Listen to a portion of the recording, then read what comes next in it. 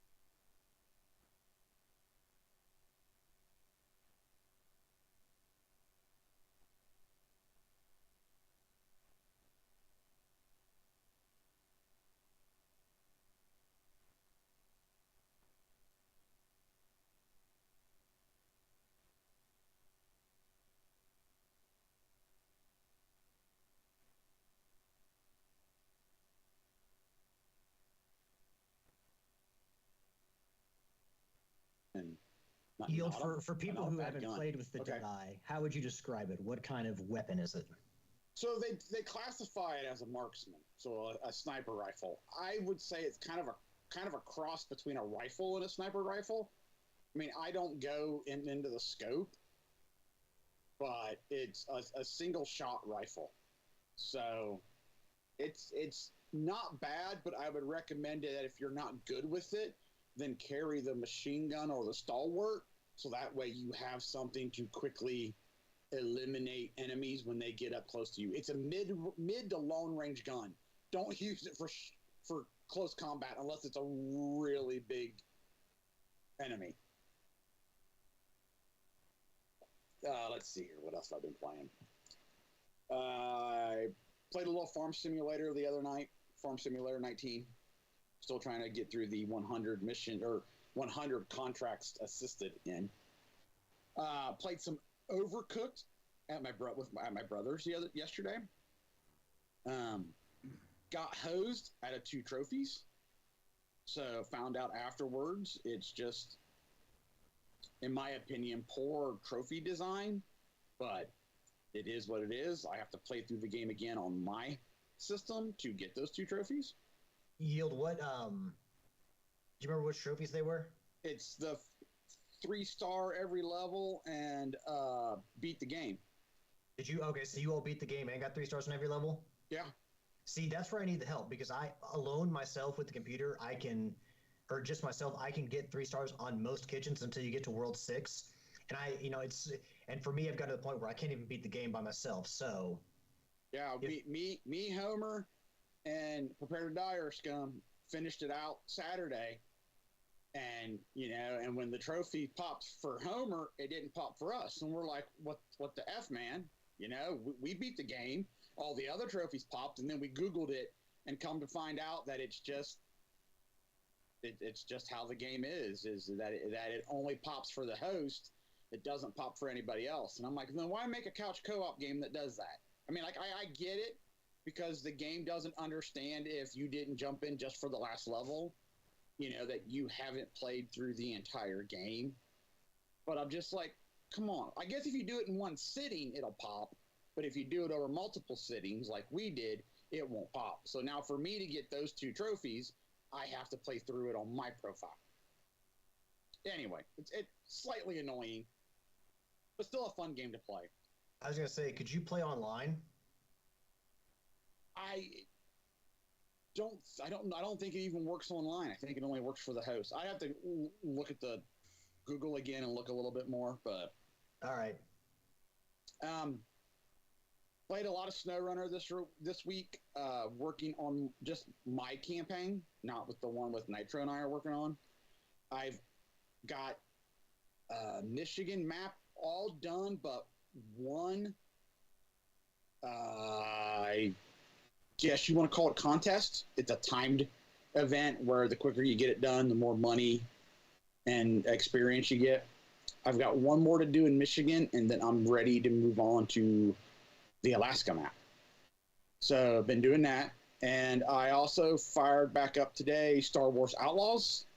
Started going back through and punch listing that so I can get that platinum and move on from that game for now, until I decide to pick up the season pass and do the DLC.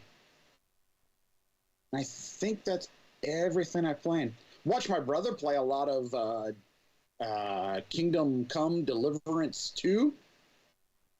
I've been hearing good things about that game. Well, that's why he picked it up, because I guess he's in an RPG group on Facebook, and everybody was talking about it, so he picked it up. And he said it's a lot like, it reminds him a lot of Skyrim. But we were watching him play that for quite a bit, and the combat, he says there's a steep learning curve, because they kind of like, oh, here, do this. And then the world opens up, and you got to kind of figure some stuff out on your own. The combat seems, I don't want to say, what's what I'm looking for? Like, you get killed really quick. And I think some of that is like the armor the other guy's wearing, but there will be times where like you would It seemed like he would slash a guy or stab a guy because he had an animal companion that would distract the enemy. So he'd slash him in the back or stab him, and the dude turns around and let's keep fighting. And it's like, whoa, you just got stabbed. You should got ran through. So I had heard that the first one, it's kind of why I didn't buy into the series, because I heard the first one combat was a significant portion. It's not just hack and slash. Like, you actually have to. You got to think about your attacks. Yeah. I was going to ask you, Yield. Do you know did he play the first one by chance? No, he did not. Okay, I didn't know. See, I'm actually playing the first one right now, and I can attest that the combat is not easy, and neither is picking locks. I don't know if he's done that at all. It seems a little buggy, like he was fighting, and he was outnumbered. I think he was fighting 2 or 3 guys. And they got over by a tree, and for some reason, all of a sudden, he was stuck in the tree, but he was beside it. And he took like several hits that ultimately he ended up dying, because by the time he got unstuck from the tree, his life was down. And he also said, this was kind of interesting, if you like this kind of stuff, was you start off with 100% health, and your health bar doesn't get any higher. This is the health you got. This is the health you have all game. The only thing that you can help with, obviously, you get stronger swords or axe or bow and arrow, and you get better armor. And that will help you not die as fast. So I was watching him. I was kind of like, maybe I should get into this. And then I watched it a little bit more, and I'm like, I could get really, really mad at this game. So I'll let him play a little more. Let him give me a little more feedback on it. But he seemed to be enjoying it because it pulled him away from Wilds. Boo. Because he popped it in. He was like, I'll just put a couple hours into it just to see what it was like I think he said on a Friday. He was like, I'll just pop this in, just to kind of get a feel for it. He said next thing he knew, it was Sunday, and he had dropped 30 hours into it over the weekend. So, but anyway, that's pretty much everything I've done this past week. All right, and I'm going to take a slight divergence because I forgot the order of operations here, since I usually don't care about this. But since Tricky isn't here for episode 666, the Devil's episode, I'm going to say that every chance I get, just to make sure that everybody knows why he's not here. Gaz did give me the rarity contest update. So, top score, Division 1, Diego with 147. Division 2, The Grounded Gamer with 75. Yield, you dropped to 6 with the weekly score of 9, taking your total to 640. Tricky stays 13th, kind of unlucky 13th, like unlucky 666, with a score of 18, moving him to 218. Alex, you stayed 14 with a score this week of 12 and now sit at 198. Rarest trophies of the week go to Dodge Williams with the rarest at 2.45% in Battlefield 4. Redbeard Rick with the Plat Trophy in Chroma Squad at 2.08%. Diego with the Plat in Dead Rising 2 at 3.85%. California Wayne with trophy in NBA 2K25 at 3.94%. And finally, the Grounded Gamer at 5th with 4.14% trophy in You Suck at Parking.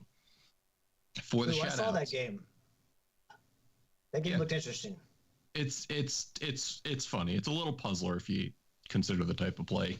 It looks wacky. We talked about it last week, I think, in the PlayStation Plus offerings coming up. Plat shoutouts: Me Scots-a-lot, Dragon Age, Veilguard, Diego, Dead Rising 2, Off the Record, Sayonara Wild Hearts, and Metal Gear Solid Peace Walker. MZ with Pick-a-Picks, Color, Rick with Batman Arkham City and Chroma Squad, Gaz with Life is Strange True Colors and Zombieland Double Tap, Crook with Split Fiction, Ifrit Hellfire 90 with Sea of Stars, The Grounded Gamer with the Double Plat in Diablo 4, X Nightmare 317, Assassin's Creed Mirage, Psychist Sorry, bro. Don't know. McPixel 3. And that's it. So thanks for allowing me to go on a little road trip here with something that I blame Tricky for making me do. Now back to what we've been playing as the guest. Jeremy, we'll let you go next. Okay. Well, I've played, you mentioned someone got a platinum in Dragon Age the Veilguard. I've been playing a lot of that on my PC. That game, I got to give them a lot of credit. That game was optimized like very, very, very well from the start. That game runs amazing. Looks good too. Been playing that. I think I'm looking at my Steam thing right now. I put in over the last 2 weeks about 27 hours. So yeah, I've been really hitting that one. And I picked up Assassin's Creed Shadows the other day. I've been playing that. I think I put about 8 hours into that so far. And I'm actually really enjoying that too. Trying to see what else I've been. And have you gotten a chance at playing both characters yet? Well, not to get into like spoilers or anything. Like the very beginning of the game, you start as the male character, and you only spend like maybe an hour with him, and then I've switched to the female character, and I'm not sure when I'm gonna go back to that male character. I'm not sure. I'm sure later on that's gonna happen, but I've spent the majority of my game as the female character so far. Yeah, and I've also been playing Kingdom Come Deliverance, which has been interesting to say the least. I picked up a Steam Deck recently from someone on Marketplace. Actually, they sold me a I think it's a 512 gig model. They sold it to me for $200, so I thought that was a steal. The LCD version? Yeah, the LCD version. I wish it was the OLED version, but many people do. But I still think for a 512 at $200, you definitely got away with a really good deal.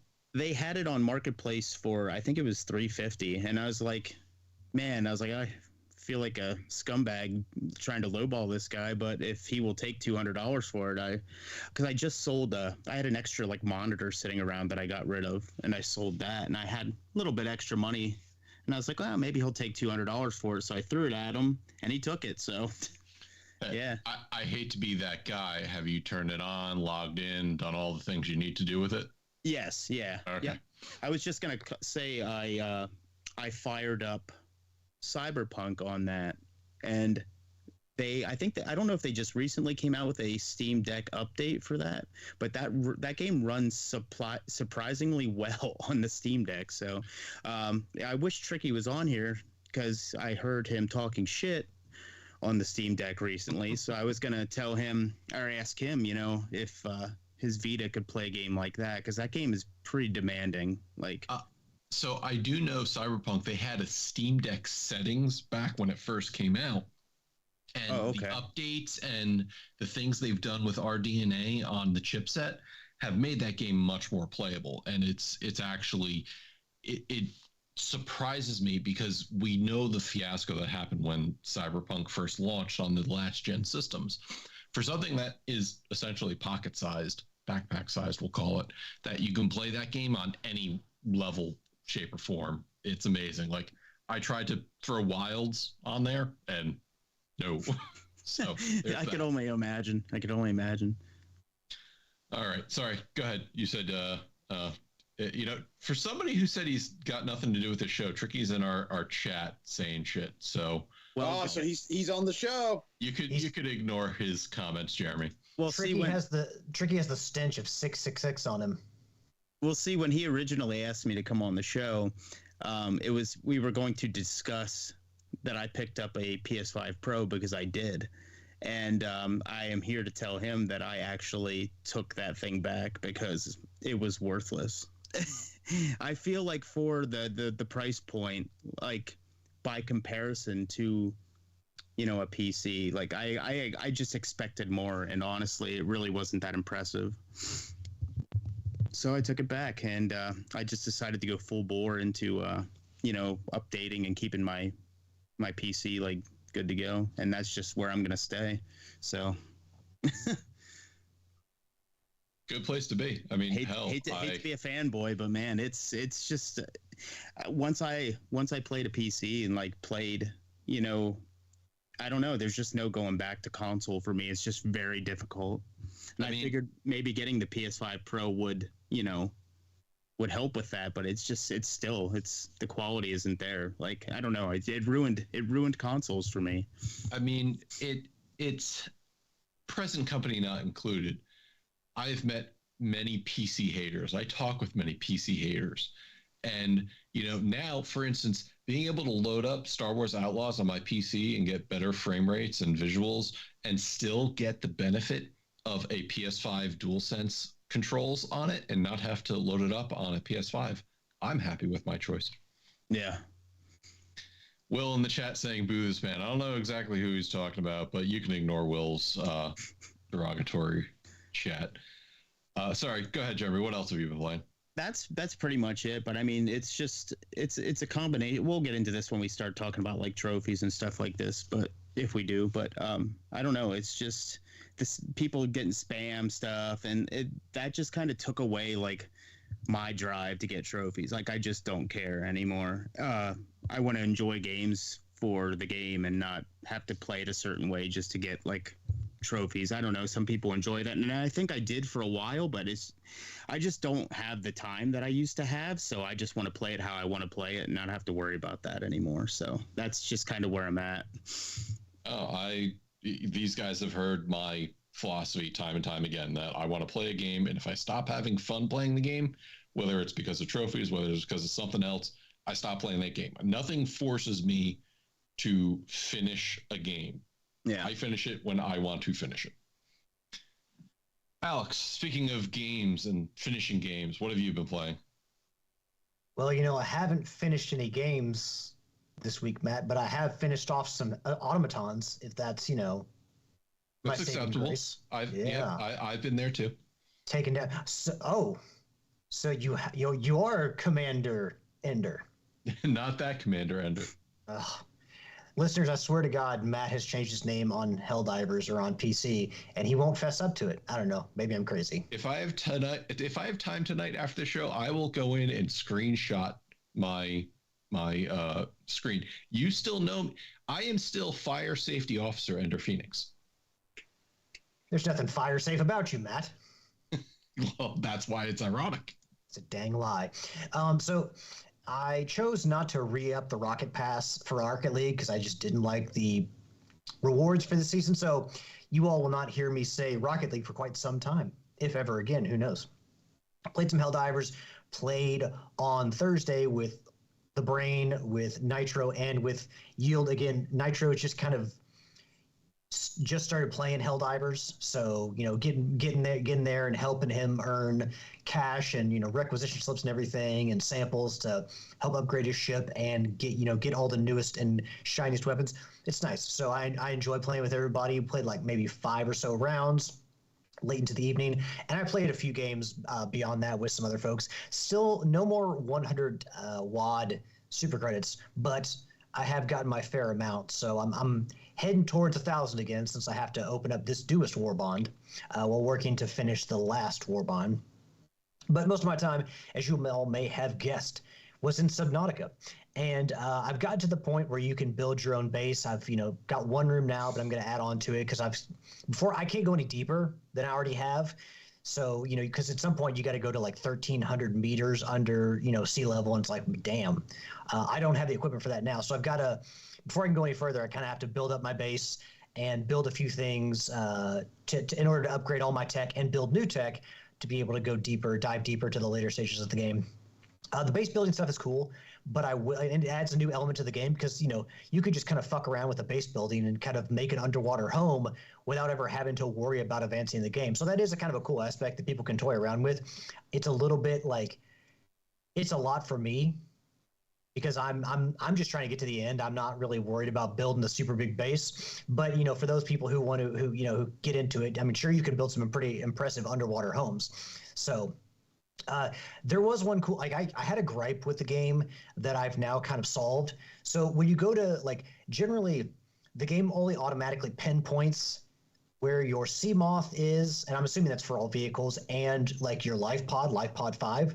But if you go find other life pods or something like that, they or like these decrepit bases, I can't remember what the name for them are, but you'll go to various decrepit bases across the area underwater and above ground or above water to get supplies, get PDAs, basically to flesh out the story and get new resources to build new things.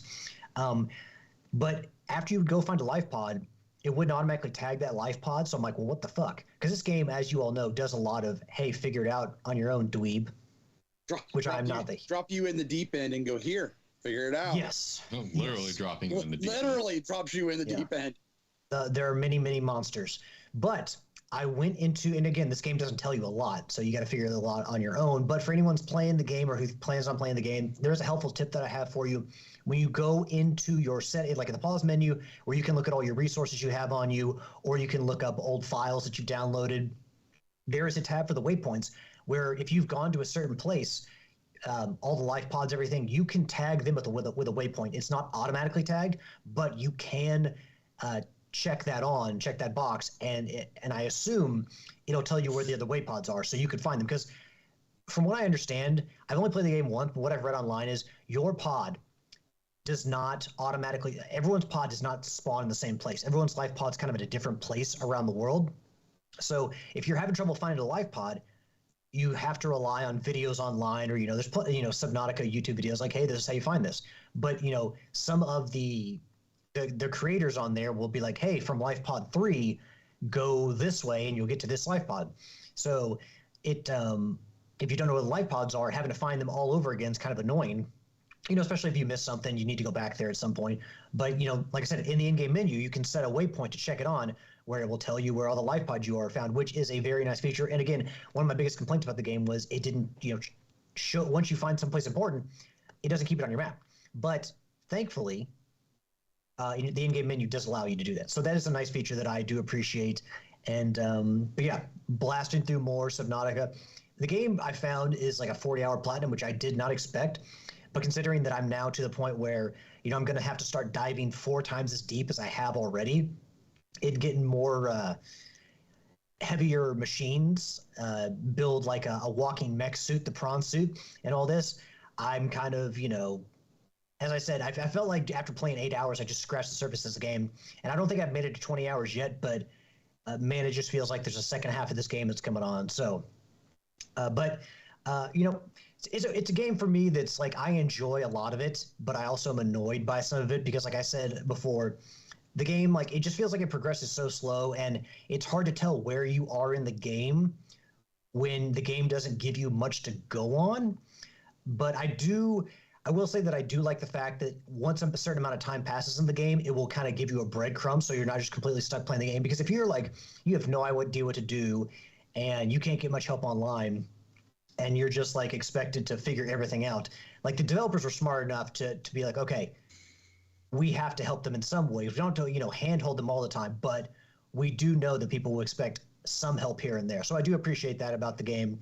So, but I'm not all about, like, I'm not going to sit here and build a super intricate base. I'm just looking to get to the end. So basically just plotting my way through the waters of Subnautica, and that has been my week.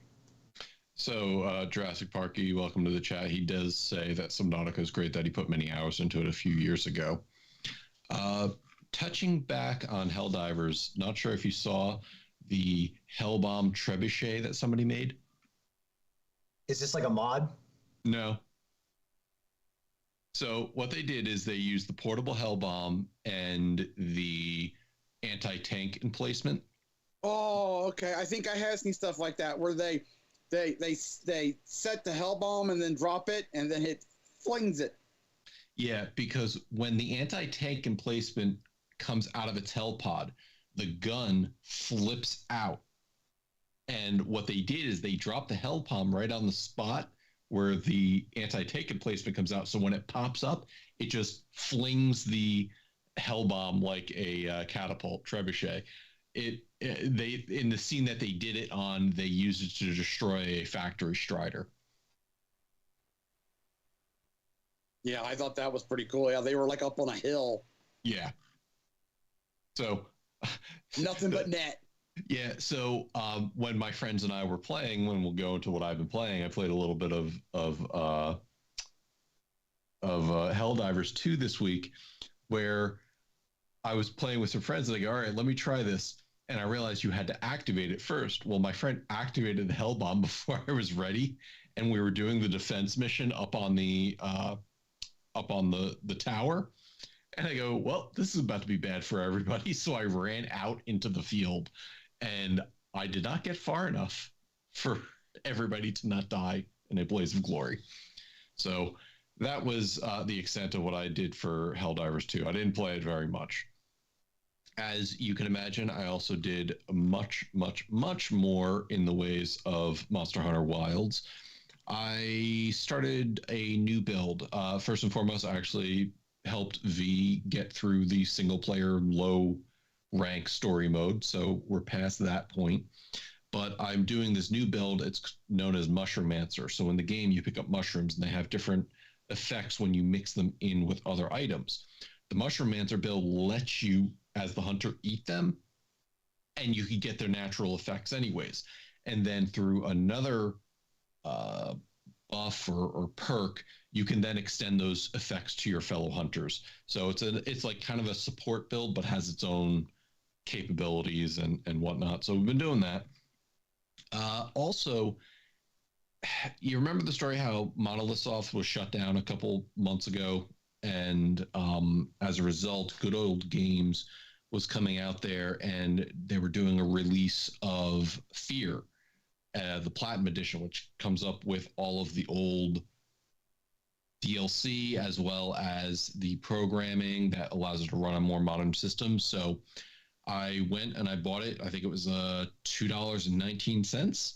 Money well spent. So I downloaded it. I've been playing a little bit of Fear, reminding me how fun that game is from back in the day. And I remember I had to have a beefy computer to play it because of the After Effects. It's, for those who never got the chance to experience Fear, this was a 2007 game, and it's a first-person shooter, generic military type, where you have to fight off soldiers, but it's got a spooky background where there's this.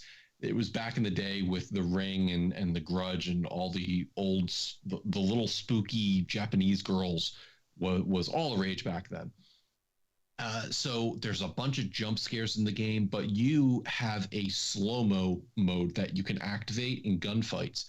And I still hold to this day, Fear is one of the best programmed games for enemy response. I really can't call it AI. They've come out and said it's not really AI. It's just we programmed, if you do this, it gives the opponents multiple options what to do. You know, if I'm fighting a group of 3, and if I push forward and realize that I can't do anything and I fall back to cover, well, they'll throw a grenade around cover to force me out to take shots at me. Or maybe if there's multiple routes, they'll actively go around and try to flank me. I know it may not seem the most brilliant given what we have today, but you know, in an age of Call of Duties where it's just fish in a barrel, this game actually made you think about how you were going to approach a scenario. So my awesome wife is bringing me my cookies. Thank you very much. As well as Fear, I put in time into a game called Heroes of Hammerwatch 2. I took advantage of the Steam sale and I went in, and that's a multiplayer game. It's kind of like a top-down roguelike where you can gain equipment and ammo as you go along, and then you go for as far as you can until you die. Then you go back to town, reset, rinse, repeat. Heroes of Hammerwatch 1 was a fun game that we played. We beat many times over, so I'm looking forward to more of this. But, Alex. Matt. You know what is coming next. I promised you that I would make time for it. Yes. Ladies and gentlemen, boys and girls, suit up for some Tales of Iron. Matt, don't break my heart. I'm looking for something good. I will say. God damn it. I will say. No one starts like that if they have something good to say. No, because I'm actually trying to remember his goddamn name now, and it was such. No. What Magoo, whatever his freaking name is, he has Mr. Magoo? Well, no, it's What the heck is his name? I gotta look at the achievement and see what it says. Is it the mole? No, it's a frog. And I'll say fuck frogs. It's the swamp boss, basically. The giant frog that was a pain in my ass to beat. He is met Matt, with his end. You might as well. There's many of those in Tales of Iron. You ain't. This is the frog. This is the frog boss that had the sword that he can whip out and then pull back. But first, you have to defeat his shield version, and then, all right. Anyways, Matt, what you'll find in Tales of Iron is once you get the bosses down to a certain like health, like maybe half, they have like a lot of them have like a second phase where they change up their attack patterns and like come out with new weaponry. Yeah. So, anyways, the point being is, I actually, yes, did have fun with this game. Bloki Magoo, that's the name, Captain of the Swamp Slayers. That's what I was looking for. So the art style is really great. And I'll say this, plays beautifully on the Steam Deck. It is really good. The only problem is in traditional fashion for these types of games, it uses the shoulder buttons and the trigger buttons to attack. And, pressing it a lot of times on the Steam Deck makes me wonder how strong those triggers are. That said, the story is neat. I hate the way the mice speak. They make the little noises and then they make you read the text box. Yeah. It's not squeaking. It's like it sounds like some weird whistle, and it annoys me. But the narrator is very well spoken, very clear, very, very good in his deliverance. I like the combat insofar as it gives you very much similar to like Dark Souls or Elden Ring or Bloodborne, that you can build your play style to whether you want heavy tanky controls, very light swift controls, or somewhere in between. Right now I am going around with a one-handed axe and a large shield. The armor is very neat, shows very well. They designed that well. I just rescued Reggie's brother, so the blacksmith, and I was going back and I just got the ability to put poison on my weapons. So to give you an idea of how far I am, I don't know what that means to you, Alex. Yeah, it seems like you fought the first boss, and because you got to save two of his brothers. Yes, exactly. Yeah, and that's all part of after the frogs come and destroy your castle and kill your father. Don't worry, folks, that happens very early in the game. You have to save your two brothers who were kidnapped and also rebuild your castle before really going after the frogs hard as fuck. But Matt, I was kind of curious as to how you felt about the violence, because the art style, it's beautiful, but then like when you're fighting the frogs, you're like decapitating people, like you're knocking limbs off. Like it's a violent looking game. It is visceral, and it makes no qualms about the gore when it comes to what you do. And what happens is, for those of you who haven't played it, is as you're fighting, you can do finishing moves on some of the tougher enemies. The regular trash mobs, what ends up happening is, like, as you go for the killing blow, Reggie, you're the mouse king, rushes forward and impales them either through the chest or through the face. It's very visceral, and I think it works for they did the art style well with how that went. The only issue I have is a little janky with some of the controls, because they tend to throw a couple enemies at you, and this is a side scroller game, meaning you're going left to right, back and forth. And sometimes when they throw the enemies at you and you're trying to dodge or block one specific way, sometimes it's not registering properly. And I feel the same way with the bosses. So what they do is the enemies will have a tell. And the tell is literally either white squiggly lines, red squiggly lines, or yellow squiggly lines coming off of them. White squiggly means you can actually block it with your shield and suffer no damage. Red means it's an unblockable attack. You have to dodge. And then yellow is an attack that you can parry. And what really got me was they introduced a mechanic where you have a two-handed weapon, so an axe. and you use that to destroy shields, or not destroy shields, but if an enemy is holding up their shield, knock their shield to the side, opening them up for an attack. And what really gets me is learning, and I don't know if this is a design flaw or me not just getting it, but you have to hold down the shield bash attack for a certain amount of time for it to actually do anything. And I feel a lot of times where I'm doing that and I'm getting the charge up, they then quickly switch out the axe and smack me for it. And it's like a dance of combat that you have to do. I'm playing on moderate difficulty, whatever the standard is. And I feel like I'm getting punished for trying to play the mechanic. I don't know if you had ever felt that way. Not with the shield bash. It was another thing they threw in there that I kind of didn't always catch, but I will tell you, I don't even remember encountering the shield bash in the second game at all.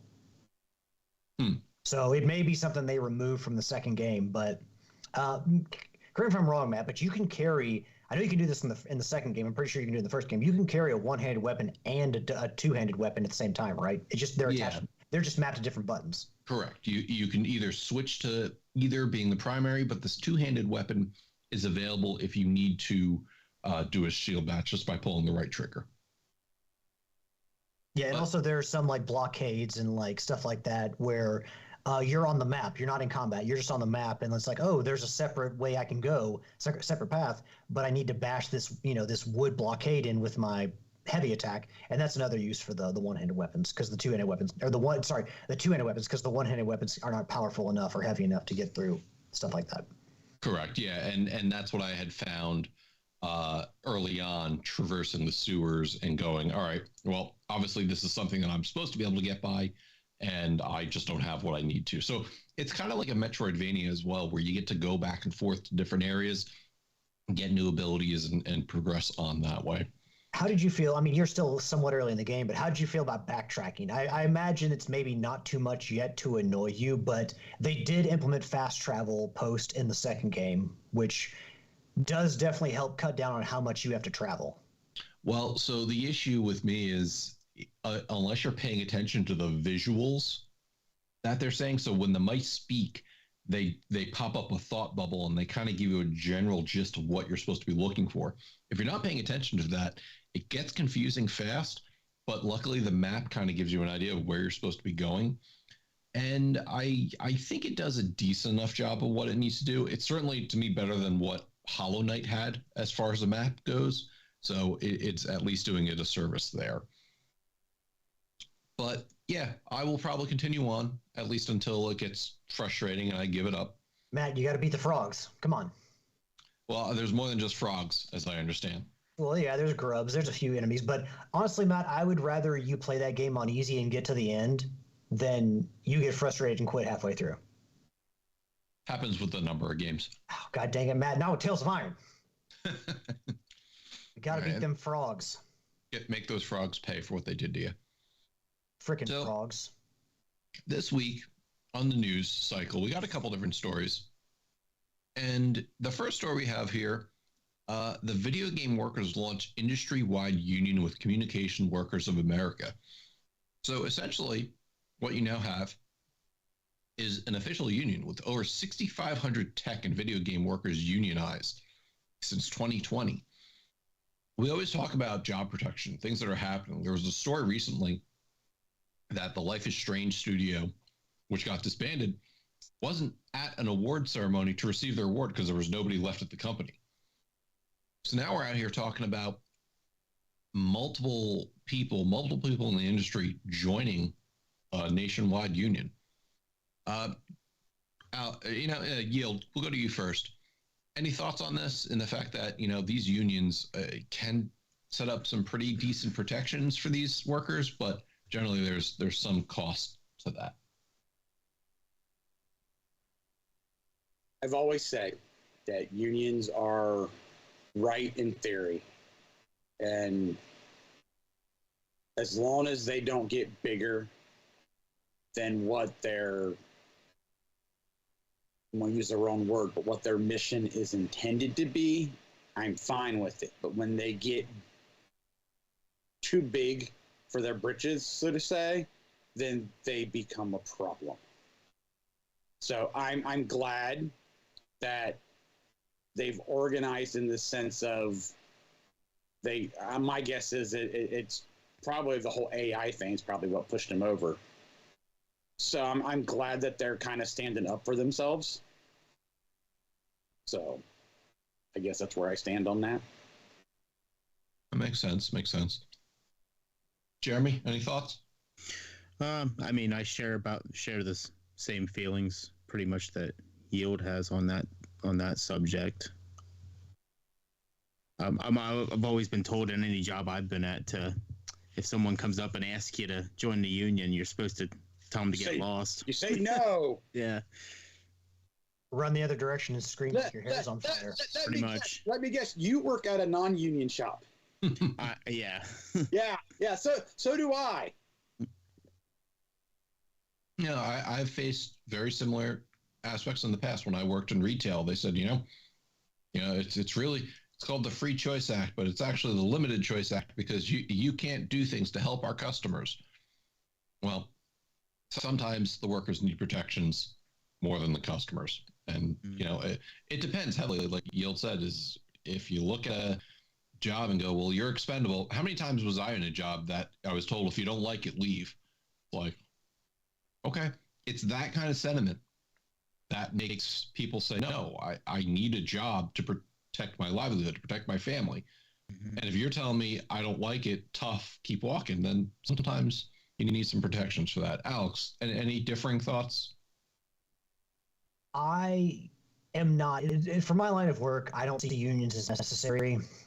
There is a lot less volatility in what I do compared to the video game industry. There's a lot more money tied up in the video game industry to where, we've seen before, big money goes into big projects, big project flops, and oops, studio's gone. So with how much we've seen, how many people we've seen lose their jobs in the industry, studios we've seen shut down over the last 4 years, or over the last few years, I should say, and just some of the consolidation with Sony and Microsoft buying more and more studios, and not just Sony and Microsoft, but there's been a lot of consolidation and a lot of smaller studios getting eaten up. I mean, look what happened to Ready at Dawn. They got bought, and then later they got closed.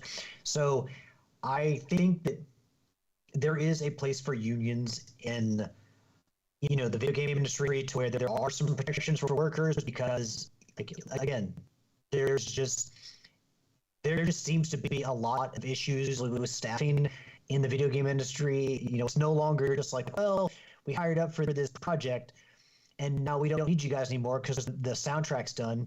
Yep, see you later. We'll make a contract if you're going to purchase. No, like they're actually like firing a bunch of people and closing studios that we'll never see again. So, I mean, with what I do, I would never want to be part of a union because there's no point. I go in, I do my job. My job has never been there's never been a threat to my job. Because the company that I work for always needs people on the grounds, and I do a good enough job not to get fired. So keeping my job is easy. And what I do most of the time, it's people get fired not for like any kind of like, hey, you didn't do your job well. It's more attendance, like, hey, you didn't show up enough, or hey, you called out too much, or hey, you were late too often. So really not necessarily what I do, but I understand that there are realms of professions like video games where it probably would be good to help the workers, protect the workers, and make sure that their jobs just aren't disposable and they can just be thrown to the side at any given time. Because having to worry about your position and your livelihood is not something anybody wants to do. So worrying where your next paycheck is coming from it's awful. So yeah. No, and like you said, there's certain points that you have to consider. People messing up at their jobs need to be held accountable. And I've seen examples where unions kind of interfere with that. Because you got to figure one less person getting paid means one less due that they're getting. So that's my concern sometimes when these unions come in and start pushing their weight around. Yes, there needs to be protections, but also there needs to be reasonable expectations that you have a job to do. And if you do something wrong, you need to be held accountable for it. Well, and union dues a lot of times when I did work in high school for a company that did have a union, like $50 out of the paycheck went to the union. It's like, man, the tax man is more generous in leaving my paycheck alone than the union. And generally speaking, the union jobs, in many cases, that there are jobs that make a decent buck, and that maybe that isn't the biggest hit. but unions also tend to cover some of the lowest paid jobs.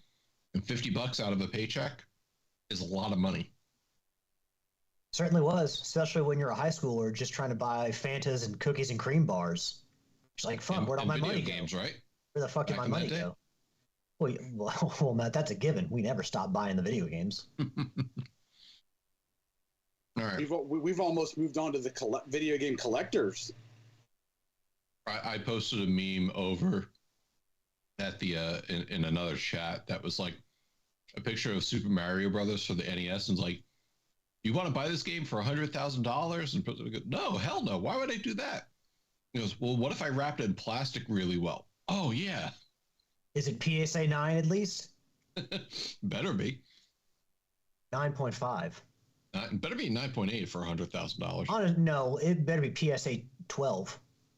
Because, like, let's be real, there's like not a lot of difference. When you get to like 9 and 10, there's not a huge difference between all that. At least for like from what I understand, trading cards, like the Pokemans. Jurassic says we have unions over here, but the structure is different over here. We really only use them for paid talks, and that's a benefit. Again, somebody to do those negotiations to ensure that you're getting what you're due for your hard work. Moving on from Video Gamer, Sven Vink, who is Larian Studios' lead guy, founder of the studio that made hit darling video game Baldur's Gate 3. Basically, what he's saying is this is about the time of the year everybody starts proclaiming that video games with single player are dead. Single player games are not profitable. They don't do anything. Jeremy, like we keep getting that PC gaming is dead all the time. Yeah, okay. So he said that time of year, again, when the single player games are declared dead, use your imagination. They're not. They just have to be good. So basically, he's kind of throwing shade at everybody else or all the naysayers to be like, no, you make a good game, people will play it. So that being said, Jeremy, you were talking about playing Dragon Age the Veilguard. Mm-hmm. And there was a recent article on another news site that said, Dragon Age failed. Why is Monster Hunter Wild succeeding?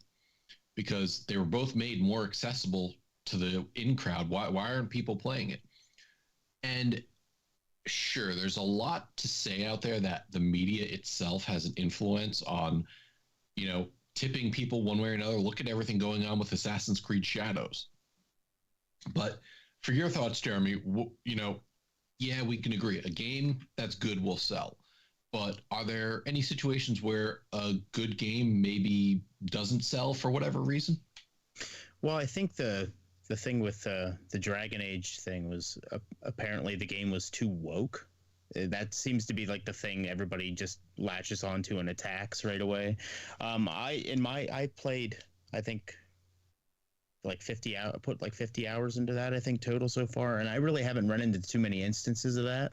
But I feel like once that gets out, that people think that right away, everybody just, without even playing the game, will just not play it because of that, because they hear certain things like that. And I don't know.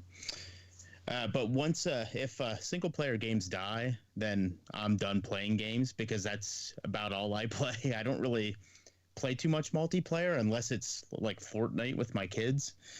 But that's, yeah. If single player games die, I'm out. Ditto. I mean, there's a reason why Sony has made kind of a name for themselves on the single player market, is because they have a number of quality studios that make quality single player games. There were people that were upset that Spider-Man 2 on the PS5 wasn't multiplayer. And in reality, because it didn't fit the vision of what they were trying to do, which is perfectly fine. But Alex, from your perspective, are there any single player games that like should have been more successful because they're good and maybe they just didn't get their due? I'm trying to think. Like I think that, you think of something like Okami, that basically Clover Studios shut down after that, and we're finally. I know we had Okami on the handhelds, but we're finally getting a proper console sequel of Okami all these years later, after it's been brought over from console generation to console generation to console generation. That also published by Capcom, the studio Don't Miss. But that's one of the first things that comes to mind because that game looked so good, played so good, and again, it had those Zelda-esque gameplay to it, and so it's like, man, this game couldn't have been better or couldn't have sold better. But obviously, since it's we're getting a sequel, obviously the legend hasn't died yet. It's lived on, and people have been keeping the fires at least a little warm where we could get to this point. The original Psychonauts was another one, cult hit that just didn't sell well, and it changed. Like, well, I guess it was Brutal Legend that changed the entire trajectory of Double Fine, where they went to smaller games like Costume Quest and everything. But those are just some of the games. Brutal Legend was really good. I don't know this the mix of gameplay was like for everybody.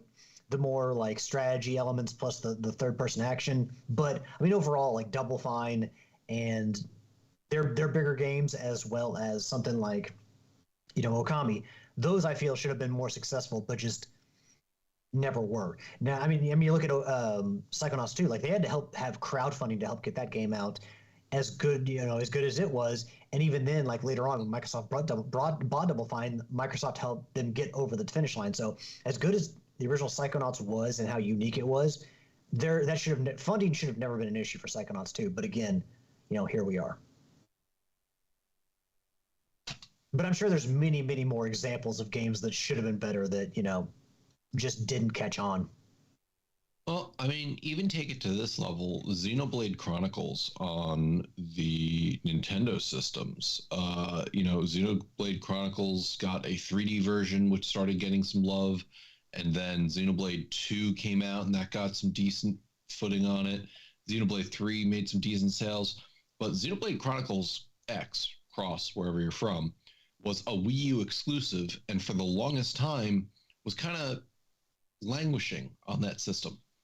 And a lot of people called for it because it was a fun single player RPG.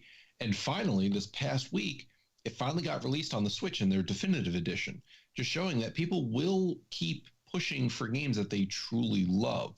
But for you, Yield, was there anything that you had that maybe didn't get its due? Or because the idea here is if good single player games should sell, then want to give exposure to those games that hopefully get the limelight. I know a game that not a lot of people played, but most everybody who seems to have played it absolutely loved it, and that was Spec Ops: The Line.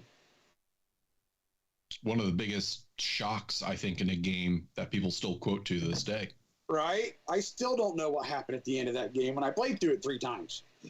So it's probably good considering what actually did happen. It's probably good that you don't know.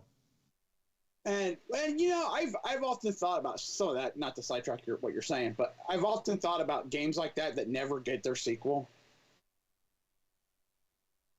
Are they do we feel that they're better because if a sequel comes out and it's not as good as the first one, does it pull that first one down? So it may be better that we never got the sequel. Anyway, that's the one I can think of off the top of my head is Spec Ops: The Line.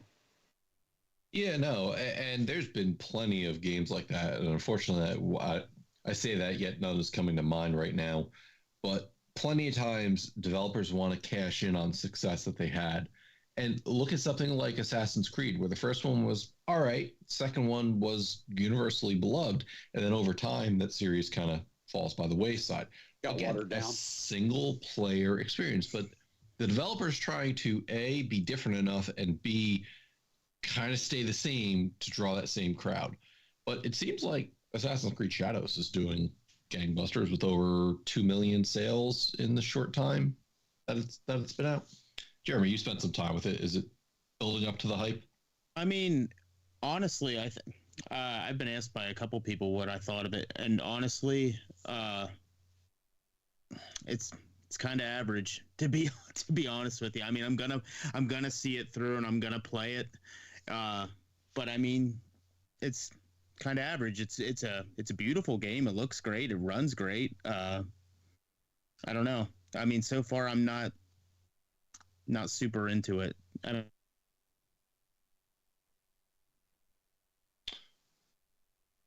Looks like there might be a little hiccup in Jeremy's stream. Oh, looks like you're back. Oh boy. No, you're good. You're good. Okay. Well, I have a question for Jeremy on that front. Okay. Are there, and one of the things I think that's really cool is like seeing how Ubisoft rebuilds a lot of the cities in the games. Like the for me, like the first view of Damascus in the first game, after you come like through the, like you pass like the through, I can't even know how to describe it, but you basically go past the hill and all of a sudden the city comes in view. Fantastic moment in the series, like seeing Alexandria in Origins, and then just going to a little town like Sleepy Hollow in Rogue. I love visiting there every single time. But are there any like noteworthy cities in Shadows? Because I feel like that's one of the most awe-inspiring points of any of those games is when they recreate those famous places, like a Paris, France, like a London, England during the Industrial Revolution. Like I don't know, just anything you can share from your time of the game. Well, I've put about 8 hours in. I guarantee that I will come across like a big city, that everyone knows. But I mean, up to this point, I really haven't. I'm just in smaller areas right now, so far, anyways. Okay, I'll just have to keep us updated. Yeah, I definitely will. Sorry to give you homework, but no, you're okay. History yet determined for architectural accuracy. All right, moving on. Hey, what's his name? Jason Blundell, is it? I thought I had the Matt, article. we're always honest with each other on this show, and I'm going to be honest with you. I have not a single fucking clue who that person is. Cool. Anyways, Call of Duty Zombies, right? I wish I didn't, but yeah, sure. Anyway, Jason Blundell was co-studio head for Treyarch, and one of the people who made Call of Duty Zombies mode. So he left Activision in 2020 after 13 years and then made a developer called Deviation Games. Deviation Games did not release anything. And as a result, Blundell left. And now... Matt, hold on. Matt, that studio was the one that signed a deal with Sony and then went out, like, they were shut down, right? Yeah, basically. So now Jason is co-founding a studio, Dark Outlaw Games, who will be working under the PlayStation banner. So... Did he not learn his lesson the first time? I guess not. In a recent interview with Jeff Gertzman, formerly of Giant Bomb, they were talking about the opportunity to create the new studio. And they've been working away in the shadows for a while. When we got something to talk about, we'll step into the light. Hey, Jason, maybe don't count your chickens before they're hatched with Sony. So Sony's ready to swing that axe as soon as they can. Oh man, it has me concerned. Just because he was successful in making this one mode that has now earned Activision money hand over fist year after year, I have concerns. Jeremy, any concerns with Jason running a new what's crazy? studio? And Jeremy, sorry, I'm stepping in here, but it's crazy that think about how much money COD Zombies made for Activision, but didn't make for this guy who came up with the idea. Well, I'm sure he's got. I mean, listen, he's had some level of comfort working for Activision as long as he did, being able to open a studio that I'm guessing he got paid for not producing anything. I'd love to have a job where I get paid to not do anything, right? Or make a product. Find that job. Let's multiply. And then he gets rewarded to open a new studio. Like, what? Jeremy, sir, your thoughts? Well, I mean, if this new studio is producing anything like Call of Duty Zombies, I won't be playing it. So, the only zombie game I play is Sniper Elite, or sorry, Zombie Army, which is the same thing. Good zombie game. Yeah, it's a good zombie game. I don't know. It. Alex, make it make sense, please. I can't. Corporate America for you. I understand well, first of all, just because you make a fun mode in Call of Duty does not mean you should be running a studio. I'll say that much. But I think that I understand wanting to partner with Sony because they are They are a massive platform holder. The PlayStation brand is incredibly popular, and there is some security in having a backer like Sony. But then again, there is also like a, hey, if you don't make us money, if you cost us money, like say, oh God, I can't even remember the Firewalk did. We will put you in a potato sack, take you out back, and just beat the shit out of you, and then throw you in the river. So I understand, like, it's kind of a precarious balance, it looks like, because to some degree, I mean, I guess Sony's kind of trying to catch back up from mistakes that were made, trying to push all live service. But if I'm this guy and I started Deviation Games and I was working with Sony and all of a sudden my studio closed without ever producing anything, you damn well better believe I'm going to be wary of working with Sony again. Just to go back to that well. And again, if you're Sony and and this studio closed without anything whatsoever, are you really going to want to partner with the guy who is running it? I don't know. It's baffling to some degree. I understand that if you're a newer studio, you need potentially some backing to get a game out, especially depending on what the scope of that game is. But man, like, this didn't work before, and they're going back to the well. You got to wonder if it's going to, end any better this time. I have my doubts, and I also have my doubts as to whether he's going to be working on anything fruitful that is entertaining. I think not a Call of Duty ripoff. Yeah, I again, we know Sony's priorities, and that a live service game is kind of on the bill because, hey, all of our other live service games didn't do buckus. So maybe this guy who made this mode popular in another game can come over here and make us something popular. So it seems weird that you were under Sony's banner, that failed horribly, and now he's back under Sony's banner again, overseeing other people. I would feel, if I was working under that leadership, I might be looking for another job very soon. It's kind of the feeling I should always be looking over my back because, there's got to be even more. There's enough pressure as it is to get a game out and get a good game out. But then now, when you've already had something go awry once, like, there's even more pressure now because you know good and well how this can go bad, and to just you're always going to have that in the back of your mind. Like, yeah, we're making the best game. Oh, but man, Sony might, and we don't know exactly what happened, but it's very odd that a studio closed after partnering with Sony to make a game. So I would think you're always worried and putting like twice the amount of pressure on yourself, just knowing how things can go awry. Well, best luck to those in that new studio, and maybe we'll see a game in 6 years if the studio's still around. It's one of those things where you go to work every single day, but on your lunch breaks, you're browsing the Indeed app, looking for other work. Indeed. How can I fit the most buzzwords into my resume?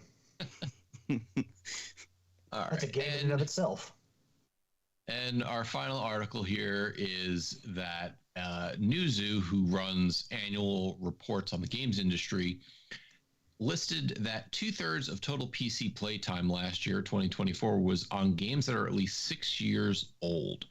So basically, they just came out and said 67% of the total hours spent playing PC was on games that are 6 years old or more, with the most popular examples being Counter-Strike 2 and Global Offensives, Counter-Strike Go, League of Legends, Roblox, Dota 2, and Fortnite. Now, it's an interesting thing to say that they're spending times on games that are over 6 years old, but in all of those examples that they listed are games that are live service games with perpetual updates and things to keep players engaged. I was going to say, don't those games constantly have updates? Yeah, I don't know much about Roblox, but I think that is kind of modular, that the community can kind of input to it to do things. I mean, Counter-Strike was a live service game before there was a live service category. Well, so Counter-Strike 1.6, Counter-Strike Source were both games that were just, you bought it, you got it. It's when they introduced Counter-Strike. Maybe it was a while after Source that they started introducing skins. It was after Team Fortress 2 came out with loot boxes, and I think Counter-Strike Global Offensive was built on that process where, yes, it was now a live service game, and loot boxes were the moneymaker. So all of these games have things that are engaging people, that they're putting money in to continue playing. And in one aspect, it's good to know that your hobby is supported, that your game's not going to go away anytime soon. But on the other hand, again, these are live service games sucking in millions upon billions of dollars from players all these times. Jeremy, when you've been talking about playing on PC, what about you? Where do you think your time's spent? Newer games, older games? Well, I when I saw the topic, I thought that maybe people were playing older games because of how difficult it is to get a graphics card anymore. Like, I thought that maybe people were playing older titles just because they can't run anything newer because they are using older hardware. But yeah, as soon as you said, like, I figured it would be CS:GO and Fortnite and stuff like that people were still playing, for sure. But yeah, that my first thought though when I saw that though was I thought that was solely because people couldn't get new graphics cards because these awful scalpers and bots and stuff like that. Yeah, I tried to get in line for I think it was on Best Buy for a new card, even though I don't need one. I got on there and tried to get one. I got in line. I waited in line for like 15 minutes only to be told it was sold out. So, well, a lot of people argue, was this the 50 series card? It was a 50. I was trying to get a 5080 and yeah, at MSRP, and that was never going to happen. So a lot of people were claiming, in many cases, I would think accurately so, that the NVIDIA launch was a paper launch for the 50 series because there just wasn't stock there. Yeah. Alex, your gaming time, not on PC but on PlayStation. Are you spending your time on newer games, older games? How are you doing it? Well, for a minute there, I was going to give a big old shout out to GOG, good old games. I was like, man, people are playing old games on PC. That's good for them. But then it's like, oh, it's a lot of live service games, and I don't really consider Roblox or Fortnite old. They kind of always feel fresh and new because like constantly updated with content. But for me, it depends. Ever since PlayStation came out with the PlayStation Classics on the PlayStation Plus highest tier, on the premium tier, I definitely would say that I have played a fair amount of older games because, hey, you get to enjoy those old games again with trophies. And as much as I kind of at points dislike playing games for trophies, a lot of those games, Twisted Metal 2, like, it's not they don't take super long. You can get those platinums in a day, and getting trophies for like War of the Monsters, like, they just don't take a ton of time, but it's just like a nice little added incentive to go back and play them. And some of those games, I haven't played in since the PS2, since the PS1. So it is nice to go back and play the older games. I don't really, I'm not really firing up my SNES or my I will say, like, I do collect some older games, and I will at times, like, just if I buy a game at a convention, like, I will take it home and maybe play it for a little bit. There was one day when I bought Sunset Riders for the Super Nintendo off eBay. It spent over $100 on it, so it was a pretty penny. I think it was like 120 or something like that, 124. But I never knew that game existed for the SNES because I thought it was only Genesis. And I sat down and played that for a little bit. So if I go to a convention or something like that, I'll play retro games that I buy there for a little bit. But really, mostly what I play is, retro is on the PlayStation Network, depending on what they update it with. So a lot of my gaming is just mostly new games because I guess, unless it's like a lean time when I feel like, oh man, I haven't played Mega Man 3 in a while, I should definitely go do that. There's just a lot to play constantly coming out. There's games coming out of your ears, and your nostrils here, there, and everywhere. It just feels, you think about all the avenues we had to play games. There's just seemingly, usually something to play, at least one game a month. So it's difficult for me to be able to play new games I want to play, but also unless it's a complete barren wasteland of new games, go back and play a lot of old games at the same time. We did go to the Louisville Arcade Expo last Saturday, and I was playing like the arcade cabinet for the Avengers, the old school beat 'em up, and I finished that off, beat that game. Just playing some old shmups. I was trying to think pinball machines, trying to think of any of the other. Played the arcade version of Punch Out, hard as fuck compared to the home console release. I'll say that much. Much harder to dodge the tells. So thank goodness for the home console release. But yeah, mostly new games, but just because, how do you find time to split between old and new? You feel like you miss something if you're just playing old games. So Jeremy Yield, does that make sense to y'all? Yeah. Yep. Yeah. I mean, most of my gaming is anything probably a year or two older. So says the man who went back and played Red Faction Guerrilla. Well, that was like 11 years old, but yeah. That's a hell of a trick to pull out of your sleeve. A hell of a playing card to pull out of your sleeve. I'm just gonna go back to the PS3 and play Red Faction Guerrilla. Right. Well, it broke the record for going back to the PlayStation 2 and beating Mercs and getting the. He says never was PlayStation 3, getting the Mercs 2 Platinum. Yeah, I never did that, and they closed the servers, and I was sad because I enjoyed that game. But that's kind of one aspect where you kind of got to let trophies go.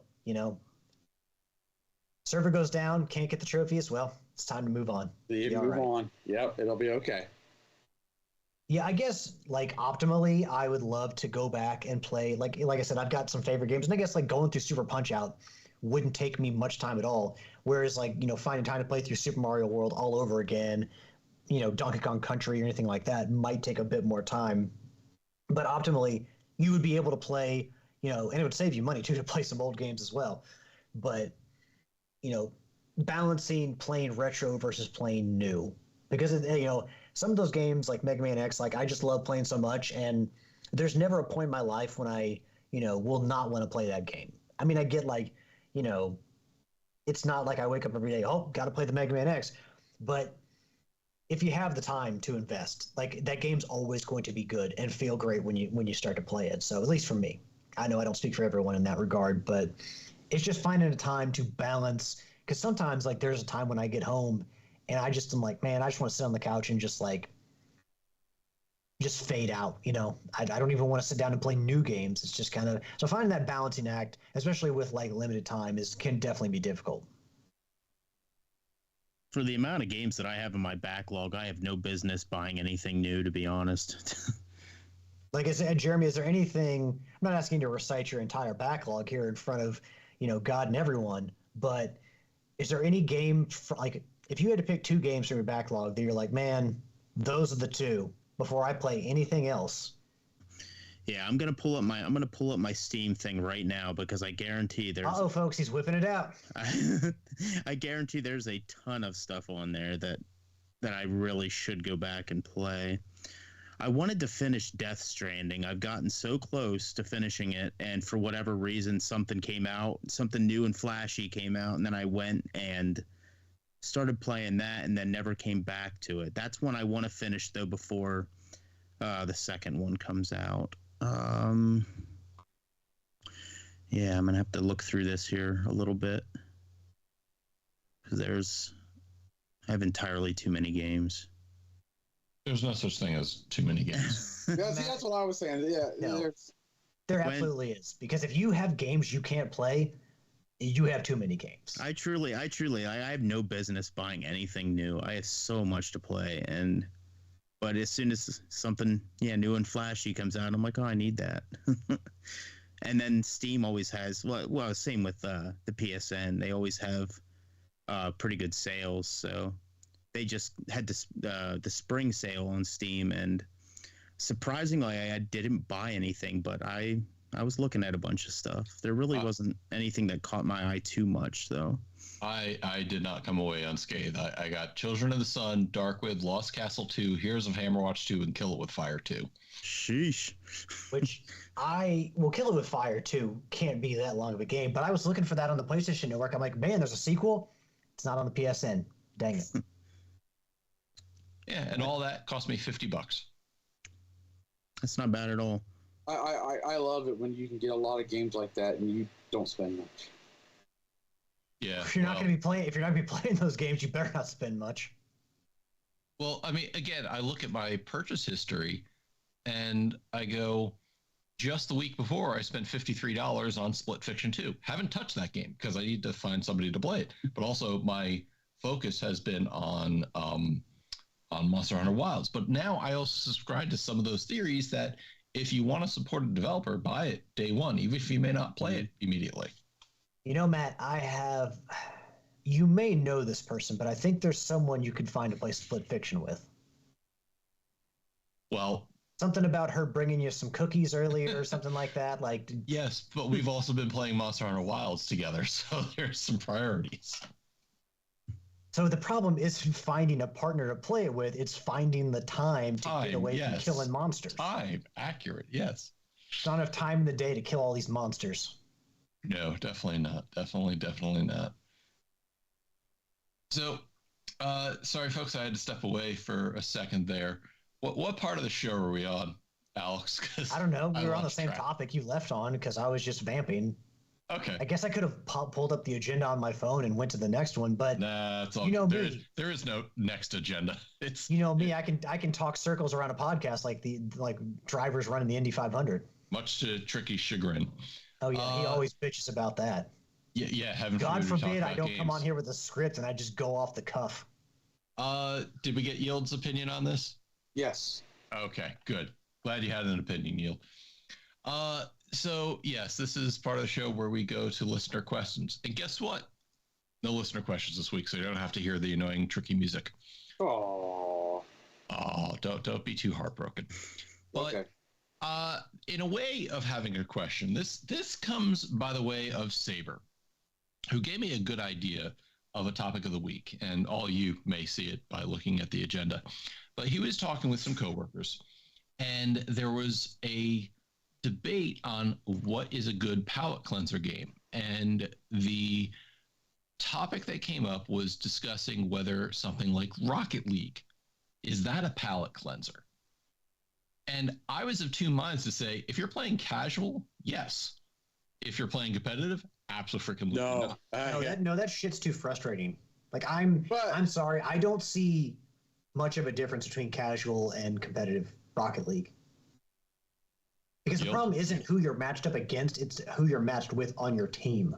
I would say when it comes to Rocket League, it probably depends on the type of gamer you are. I can see Rocket League being a palate cleanser if you just jump in and I'll play tonight, or I'll play a couple of games every night.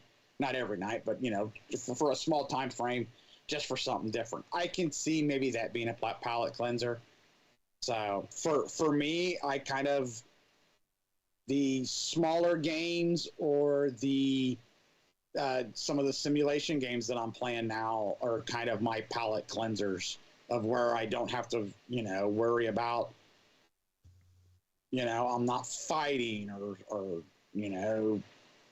figuring hard puzzles out or whatever. I'm just sitting there, just chilling. I think of generally kind of cozy games that are low stress, low brain power. So if I'm going from something like Subnautica to where it's I'm, having to think about what I'm building, what resources I need, how to store all these resources. There's a lot that goes into that. And then also you're going to something then you're switching to something like Helldivers, which is action. There's, robots and bugs on your ass all the time. You need something I think of a palate cleanser as something more easygoing. I can just sit back, lay back on the couch, not move for shit, just move my fingers on a controller, and I'm just good. I don't got to worry about much. So the perfect palate cleansers, the first thing that came to mind was Abzu, and then the other one was Journey. I think of those games, and they're just easygoing. You're still doing something, you're still accomplishing something and moving along forward, but they don't require a lot of you. There's not a lot of intensity to them. There's not a lot of brain power that you need. You kind of just move forward. Jeremy, you have any good palate cleanser examples? Yeah, I mean, for me,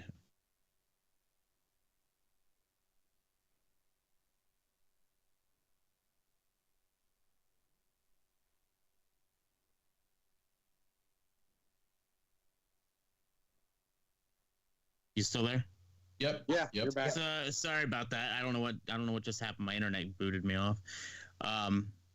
Yeah, for me, I'm a big baseball fan, so for me, I would always buy every year. I'd always buy MLB The Show, and for me, a good palate cleanser, like something to break up, like the single player games, would just be I would start a franchise and I would just get a game in or a game or two in every day on that, and for me, that's always like super relaxing. So, Yeah, I mean, I really think it changes definition person to person because it depends on the type of games you play. I could go in and do 2 or 3 hunts in Monster Hunter just to get like, if I was playing a game that was frustrating me, I could go in and beat down on some low level monsters and be done. But I know if I want the challenge, I can go for the high level monsters. I could go in and do a battlefield conquest map. Just it doesn't take much brain power to do that. And for me, a palate cleanser is to get your mind off of something else that was frustrating you or being a problem or taking up too much attention or focus on your day. It gets your mind off of those things. Like I wouldn't call Tales of Iron a palate cleanser because I'm constantly trying to think of what I'm doing next and where I need to go. I wouldn't call... You gotta, to rock them frogs, you gotta be amped up. You gotta be ready to go. You gotta be drinking Monster Energy drink and just... Or bug juice. Oh, bug juice. Well, it's not the kind of bug juice from summer camp, but it'll get you hyped up. Get you feeling like brand new in no time. You know, I'm not going into Elden Ring taking on a boss being like, yeah, this is a good palate cleanser. A palate cleanser to me is something that doesn't take much processing and it makes you feel good in the end, I think is the most accurate description I can come up with. Because when I go into a palate cleanser, it's something I need to change my state of mind, I guess, is how it's supposed to be. Does anybody disagree with that statement? Yeah. So, I mean, we each have said kind of examples of what we think a palate cleanser would be. Anything else you think others might enjoy if they're looking for something good? Like you said simulator game yield, so I immediately go to trading card game shop simulator. Okay. That I sometimes go to just to all right, stock the shelves, sell cards, good. I mean, for me, I was dabbling in Farm Simulator, but Power Wash Simulator was the first one where I'm just really like, you're power washing stuff, but you can really just like, as I say, zone out, and you can let your mind go numb, and yeah, so totally get that. Any other thoughts or games you want to add to that list? No, I mean, I'm sure there's games out there that, are along the same lines of stuff that I've mentioned, but just like Abzu was the first game I thought of because it really doesn't require a lot of you. There's not like combat. It's just like you go through the experience, and it's like one of those games where it's impossible to fail. You just have to keep moving forward. So, I think, Matt, you and I kind of see eye to eye based on what you said on what a palate cleanser is. Like, for some people, a palate cleanser is a game like Rocket League or Helldivers, which you played a million times and you're just like, you're used to it. It feels like, good home cooking. Like, you just know what it's going to be, and like you're so used to playing it that everything feels right in the world. And so, I understand that. It's like, oh, I can't figure. You have like decision anxiety. You don't know what to play, so it's like, well, I've played this game 1,000 times before. Why not go back to it? Because I just know what to expect. But for me, it's like I said, it's a game that doesn't require a lot of you. It's still a game technically. It just doesn't require a lot of brain power and definitely isn't stress-inducing. Neptune Princess in the chat saying unpacking. Okay. Matt, do you know what that game is? I feel like it's kind of like that Overcooked or Played Up type game where you... It's not like Overcooked. Okay, then, all right, very good. Did I mention on this podcast, fuck Overcooked? No. I feel the same way. What it is... You're saying that's not a palate cleanser. No, I'm saying I thought it was going to be a palate cleanser, and then I got into the heat of the kitchen. I was like, "Oh shit, this wasn't what I expected." No, When you get into the later levels, it's not a palate cleanser anymore. I don't think it's a palate cleanser on the first levels. No, I watched Ashley play it, and it's basically like you have a new home, like an apartment or something, and you're like got stuff to unpack, and you basically just get to put everything and then like organize everything the way you want it. And the different levels are, it's kind of like you're going through your life, where first you start out small, but then as you go on, you get bigger and bigger spaces to fill. And so it's just basically you setting up your own living space. Yeah, she says, silent narrative game where you unpack houses over the course of the character's life and you get clues about their stories and life decisions. Yeah. So I'm not out here saying that I'm a sports fan by any means, but back in the day, the Sega Saturn, I had the demo of a baseball game and they had Home Run Derby on it.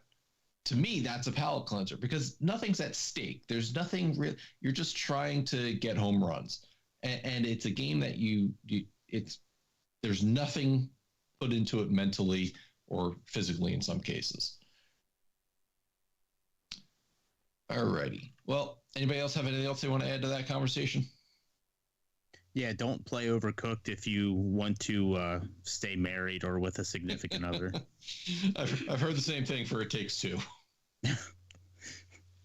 It's you know what? You can make it through It Takes Two. There's enough story to keep you there going, and the characters are endearing enough. Overcooked. I would say there have been quite a few arguments between me, Homer, and Roberta Dyer's coming Overcooked. That game.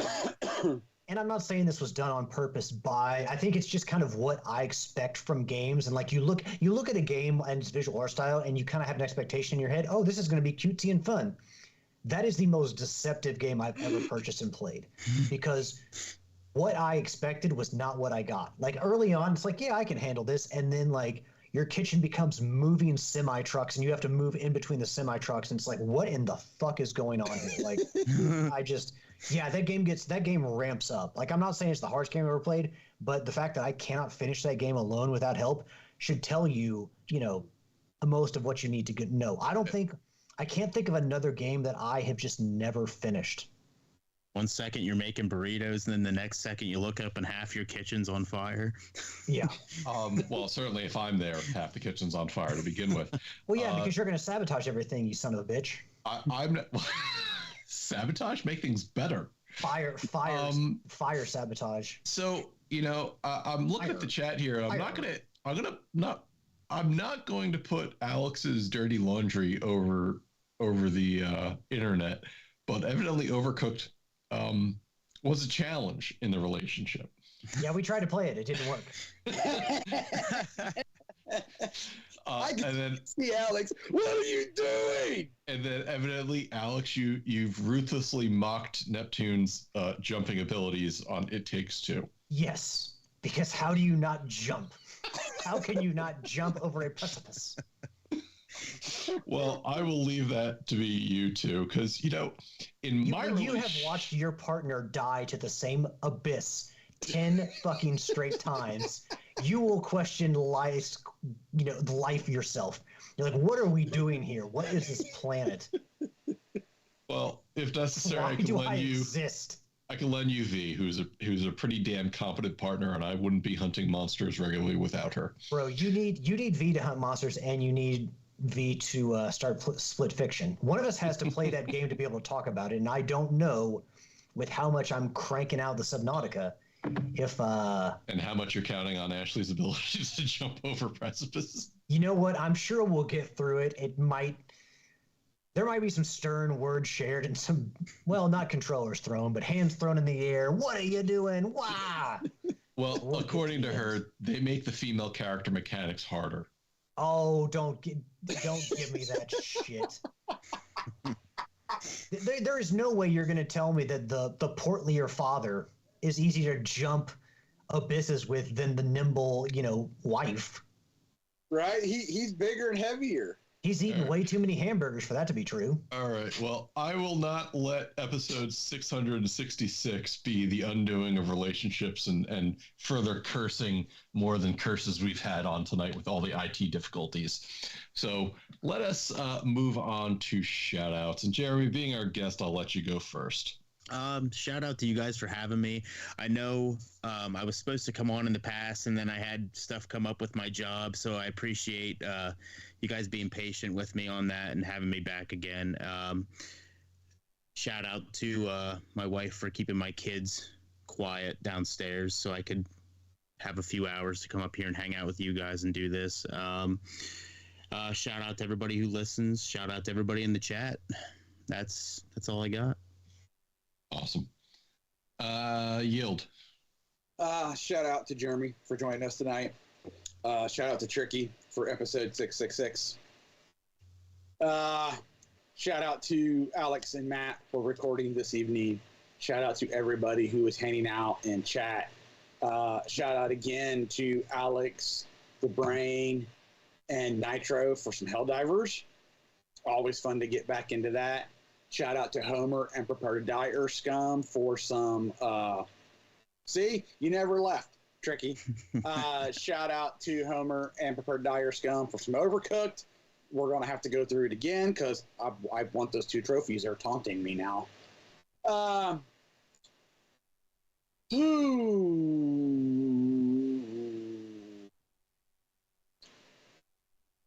call that a. Oh, shout out to all Pins, Mounds, and the Whoredom. You're all awesome. Shout out to Gareth for the competition, and that'll do me. Peace. Alex. First and foremost, I want to give a shout out to the community, our awesome community, the fuel to the fire that is Trophy Whores, amazing people like our friend Jeremy, who, thank you for coming on, Jeremy, and not being a superstitious little wiener. Give a shout out to my co-host, Matt, Yield, and Tricky, who is a superstitious wiener. Alex, why is he a superstitious wiener? I don't know, but again, folks, this is quite the milestone for us. Episode 666 of the podcast. Most people are too scared to get to this point, but we're here doing this still for y'all. So I want y'all to flood Tricky's inbox. Tricky, congratulations on episode 666 of the podcast. You're doing great. Give a shout out to my Kentucky Wildcats, who defeated the Illinois Fighting Illini in basketball to move to the Sweet 16 of the NCAA tournament. Ooh, Hell yeah. That's how we do it in Kentucky. And give a shout out to my awesome and loving girlfriend, Ashley, who can't jump for shit, and it takes 2. I do want to say congratulations because Ashley had a big life event. She bought herself a car, got herself a nice car. Her older car was doing... It was getting towards the end, and I woke up yesterday, and she had bought herself a nice car. So, congratulations on your purchase, son. Glad you got just something nice for yourself, because Ashley doesn't always buy something nice for herself. But I'm glad you got a car that you really, really like, and yeah, it's a nice automobile. So, all thumbs up all around. I love you, hon, and that's gonna be the end of my shout out. All right. First, shout out to Tricky for running the 1s and 2s behind the scene when the crap program XSplit that it is doesn't want to work on my side. So thank you for running it, even though I know your feelings against this episode. That is episode 666 of the Trophy Wars podcast, which is an amazing milestone that any podcast makes episode 666 should celebrate accordingly. And I think we had a great celebration of that here tonight. You know, I'll have to go back and listen, but I wonder if Tricky skipped episode 13 at the show. Or was he on? I don't know if he's superstitious for 13. Shout out to my co-hosts, Alex and Yield. Thank you for being here tonight. Shout out to you, Jeremy, for coming along. It's always great having you on the show. Welcome back anytime. Shout out to Neptune, Saber, Will, Jurassic, who were in the chat tonight. Shout out to the Channel 3 community. Make sure to stop by channel3.gg to gamify your social media. It's a fun time. I just used all of the tickets I earned to get myself a nice little Channel 3 grill apron. Nice little thing that I got myself.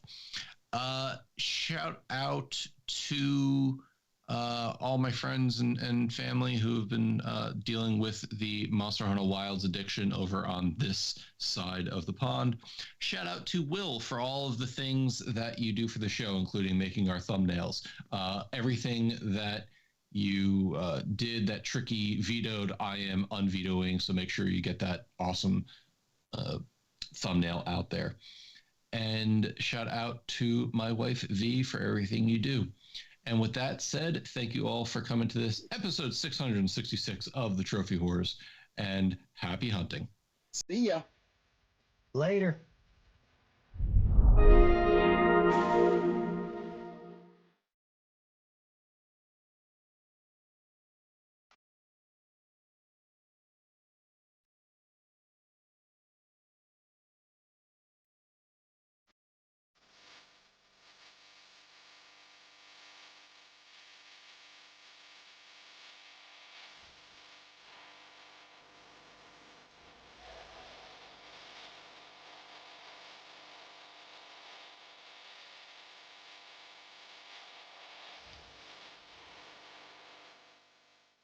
The theme song is Venus by the band Even off their album Z.